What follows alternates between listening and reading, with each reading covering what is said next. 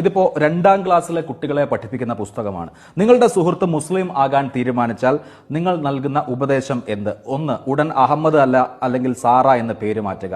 കഴുത്തിലിട്ടിരിക്കുന്ന കുരിശ് നീക്കാൻ പറയുക. ഷഹാദ പഠിക്കാൻ പറയുക. അമുസ്ലിം മാതാപിതാക്കളിൽ നിന്ന് രക്ഷപ്പെടാൻ പറയുക. 5. ഹലാൽ ചിക്കൻ കഴിക്കാൻ പറയുക. ഇതിൽ ഏതെങ്കിലും ഒന്ന് തിരഞ്ഞെടുക്കാനല്ല, മറിച്ച് ഇത് ഓർഡറിലാക്കുക, ഇത് ക്രമപ്പെടുത്തുക എന്നാണ് കുട്ടികളോട് ആക്ടിവിറ്റി എന്നുള്ള നിലയിൽ നിർദ്ദേശിക്കുന്നത്. ഇത് 8 വയസ്സുള്ള ഒരു കുട്ടിയെ പഠിപ്പിക്കുകയാണ്. നിങ്ങളുടെ ഒരു സുഹൃത്ത് 8 വയസ്സുള്ള ഒരു കുട്ടിക്ക് എങ്ങനെയാണ് മതം മാറാൻ തോന്നുന്നത് എന്നുള്ളത് ആദ്യത്തെ വിഷയം പോകട്ടെ. ഇനി അങ്ങനെ ഒരു കുട്ടിക്ക് ആഗ്രഹം തോന്നിയാൽ വേറൊരു കുട്ടി കൊടുക്കേണ്ട ഉപദേശങ്ങളിൽ ഈ ഏത് ഉപദേശമാണ് ശരി? അതാണ് പറഞ്ഞത്. അതിൽ ഷഹാദ പഠിപ്പിക്കാൻ വേണ്ടി ഇവരിട്ട ഒരു ആക്ടിവിറ്റിയാണ്. ആ ആക്ടിവിറ്റിയുടെ ലക്ഷ്യം ഇസ്ലാം സ്വീകരിക്കുമ്പോൾ ഇസ്ലാമിൽ 5 സ്തംഭങ്ങളാണ് ഇസ്ലാമിലുള്ളത്.